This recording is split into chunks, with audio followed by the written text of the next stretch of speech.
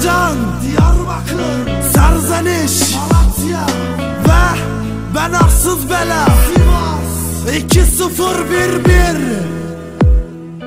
Yeah, hadi çek. Belki kızacaksın ama yine geldi. Hafif dumanlı mosmor gözleri katlediyor beni hain geceler. Kendini avutma sevmez dediler. Beni hiç kimseler anlamıyor ki. Sensizlik canım öyle bir zor ki. Yaşanmıyor buralarda gülüm gel. Kahretsin önümüze koyma engel. Yıkılası dururum bizi mahvetti. Yokluğun her gece beni katletti. Bu rapte ben kendimi kaybettim. Vurdum cigaraya seni defnetti. Madem diyorum ki kendi kendime, keşke onu hiç tanımasaydı. Ama olmuyor işte gülüm, can bu. Dayanmıyor acılara, vakti doldu. Şimdi hikayenin sonuna geldik.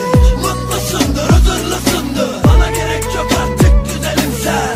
Çoktan aşkını bulmuşsundur. Bozuk bir para gibi harcadığından terk ettin, beni mahvettin. Atın zindanlara, zincire vurun. Onun canı yanmasın, durun durun. Bana yaptıkların yetmedi mi lan? Daha ne istiyorsun söyle bu candan. Kahpeliğine son verdim o anda. Bitecek yüreğim, buna da katla. Bana bir söz derdin, iyi hatırla bir. Bizi bir tek ayırabilen ölüm olsun. Ne yapsam da senden kopamazdı. Hadi gözün aydın, ölümüm oldu. Gözün aydın benim gülüm solmuş. Taze fidandım, dünyam durmuş. Söyleyin o yâri aramasın beni. Kanlı bileklerim ölüm gel hadi. Merhaba mutluluk, sen de kimsin? Ben öldüm yarimi mutlu edesin. Demeyin yarime senin için öldü.